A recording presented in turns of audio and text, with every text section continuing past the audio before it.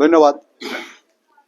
মোগলবাজার ইউপির সাবেক ছাত্রনেতা বর্তমান জিয়ামান দক্ষিণ সুরমা উপজেলা শাখার সিনিয়র যুগ্ম আহ্বায়ক মোহাম্মদ আব্দুল্লাহ মতি ভাইকে তগুচালো এবং সুন্দর বক্তব্য উপস্থাপনের জন্য এ পর্যায়ে বক্তব্য রাখার জন্য আমি আহ্বান জানাচ্ছি আজকের এই সভার সম্মানিত বিশেষ অতিথি সদর উপজেলা জিয়া মঞ্চের আহ্বায়ক, আপনার আমার সুপরিচিত ব্যক্তি এবং তাঁতি দলের যুগ্ম আহ্বায়ক, সিলেট জেলা তাঁতি দলের যুগ্ম আহ্বায়ক মোহাম্মদ জামাল উদ্দিন ভাইকে বক্তব্য রাখার জন্য আমি বিশেষভাবে আহ্বান জানাচ্ছি। মোহাম্মদ জামাল উদ্দিন ভাই।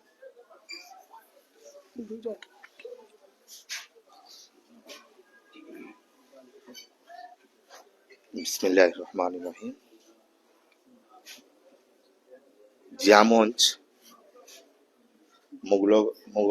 মোগলবাজার ও দাউদপুর ইউনিয়ন শাখার সৌজন্যে আয়োজিত আজকের দোয়া মাহফিল এবং কর্মী সভার সম্মানিত সভাপতি আব্দুর রহিম ভাই, উপস্থিত আছেন সিলেট জেলা জিয়া মঞ্চের সম্মানিত আহ্বায়ক শাহেদ আহমদ ভাই, উপস্থিত আছেন বিশেষ অতিথি হিসাবে উপস্থিত আছেন জিয়া মঞ্চ সিলেট জেলা শাখার সংগ্রামী সহকর্মী মুস্তাক আহমদ ভাই, আরো উপস্থিত আছেন জিয়া মঞ্চের দক্ষিণ সুরমা উপজেলার সম্মানিত আহ্বায়ক রেজওয়ান ভাই, আরো উপস্থিত আছেন আমাদের মতি ভাই, আরো উপস্থিত আছেন গিয়াস ভাই সহ বিএনপি জাতীয়তাবাদী পরিবারের বিভিন্ন পর্যায়ের নেতৃবৃন্দ, সবাইকে আসসালামু আলাইকুম। উপস্থিত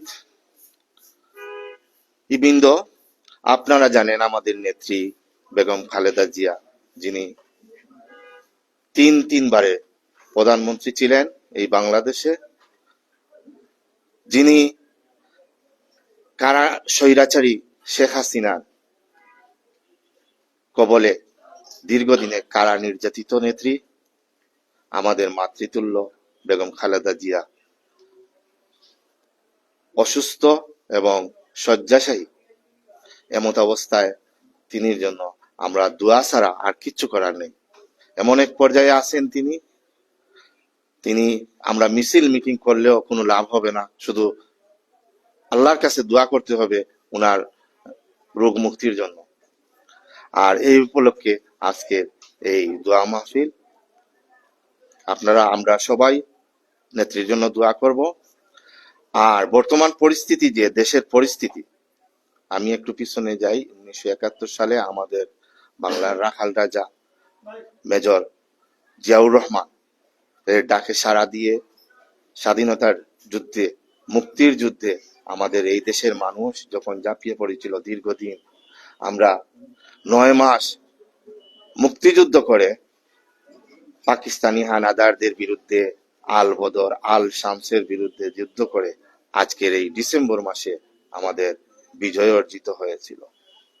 আবার আমরা 1990 সালে ফ্যাসিস্ট সরকার স্বৈরাচারী এরশাদের বিরুদ্ধে আমরা আন্দোলন করে আমরা মুক্ত হয়েছিলাম। আবার আমরা 2024-এ এসে আগস্ট মাসের 5 তারিখে আবার আরেক স্বৈরাচার ফ্যাসিস্ট হাসিনার হাত থেকে এই দেশকে মুক্ত করেছি। এভাবে আমাদেরকে প্রতিবার বারবার মুক্ত হতে হচ্ছে। আমি গতকালকে ঘটনার কথা বলবো। ইনকিলাব মঞ্চের মুখপাত্র উসমান হাদি, তাকে হত্যার উদ্দেশ্যে গুলিবিদ্ধ করা হয়েছে। আমরা আজকে জাতীয়তাবাদী পরিবারের সৌজন্যে ব্যানারে আমরা সিলেট জেলায় উসমান হাদির গুলিবিদ্ধ হওয়ার, তাকে হত্যার লক্ষ্যে গুলিবিদ্ধ করার প্রতিবাদে আমরা মিছিল করেছি, মিটিং করেছি।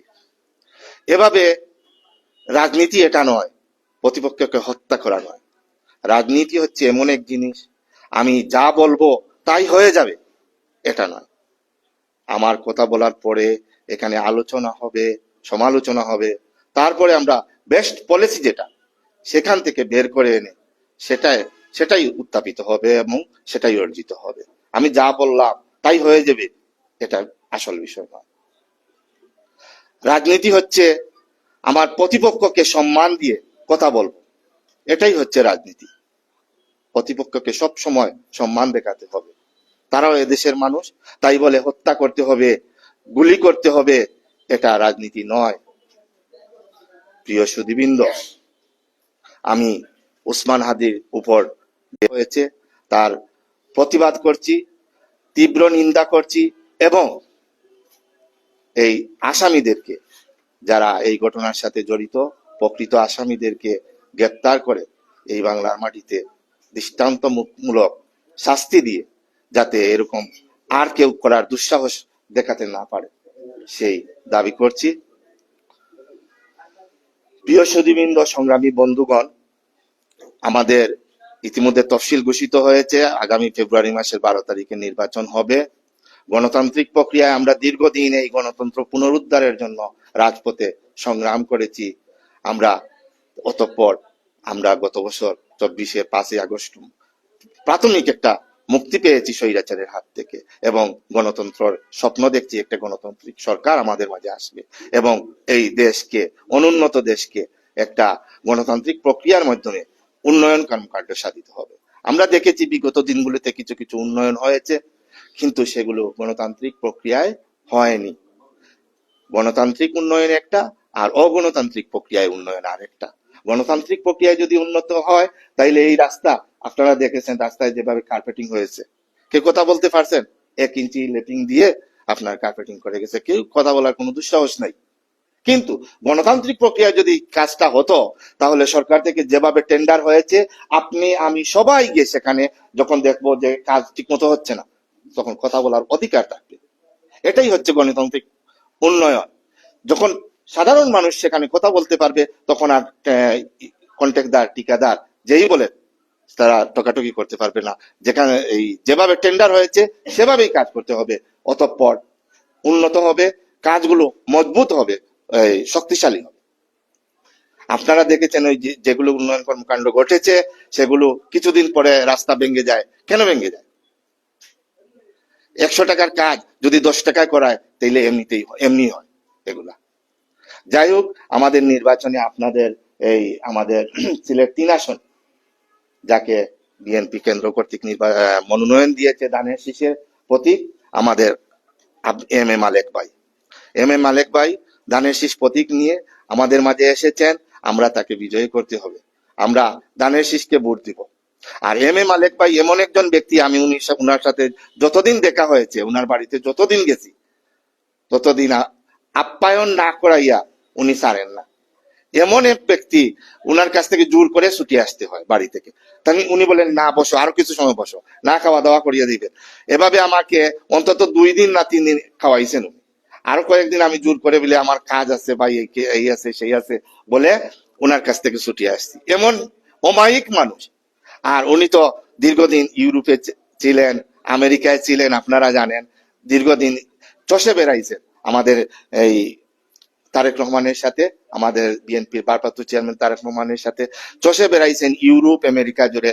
আমাদের দীর্ঘদিন উনি বিএনপির পক্ষে কথা বলেছেন। যাই হোক, তিনি সেই উন্নত দেশগুলোর কিভাবে পরিচালিত হচ্ছে, উন্নত হচ্ছে তিনি দেখেছেন, তার অভিজ্ঞতায় অনেক কিছু আছে। তিনি আশা করি এই বাংলাদেশে যদি আমাদের এই সিলেট 3 আসনে পাস করেন, আমাদের ইউরোপের মতো মানে কাছাকাছি নেওয়া হোক। এতটুকু আমরা স্বপ্ন দেখছি না, কিন্তু কাছাকাছি তো আমরা যেতে পারবো, সেই স্বপ্ন তো অন্তত দেখতে পারি। তো আমরা জিয়া মঞ্চের যারা আছেন বা জাতীয়তাবাদী পরিবারের যারা আছেন, সবাই একযোগে আমাদের মালেক ভাইয়ের পক্ষে ইনশাল্লাহ কাজ করবেন এবং ধানের শীষকে বিজয়ী করবেন। আর বিজয়ী করলে হবে না, আমাদেরকে প্রমাণ করতে হবে আমাদের জাতীয়তাবাদী দল একটা বৃহৎ সংগঠন, এবং বিশাল ব্যবধানে আমাদের এম এ মালেক ভাইকে আপনারা জয়লাভ করে এটা প্রমাণ করবেন যে বাংলাদেশে একমাত্র দল, একমাত্র বৃহৎ সংগঠন হচ্ছে বাংলাদেশ জাতীয়তাবাদী দল, বিএনপি। আর আমি একটা কথা বলবো, আজকের এই কর্মী সম্মেলনে যারা জিয়া মঞ্চের নেতৃত্ব নিচ্ছেন, তাদেরকে একটা অনুরোধ, আপনারা ধানের শীষের জন্য কাজ করবেন, বিএনপির জন্য কাজ করবেন, আর আপনাদের দ্বারা যাতে বিএনপি কোনো বদনাম না হয় সেই আশাবাদ ব্যক্ত করছি। আর বেশি কিছু বলবো না। আমাদের নেত্রীর জন্য সবার কাছে দোয়া চাচ্ছি, আপনারা মন খুলে দোয়া করবেন। সবাইকে ধন্যবাদ।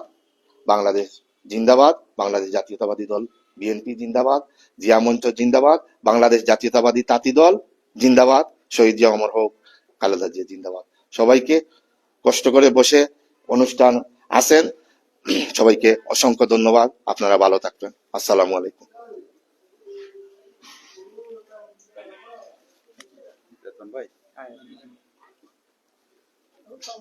ধন্যবাদ।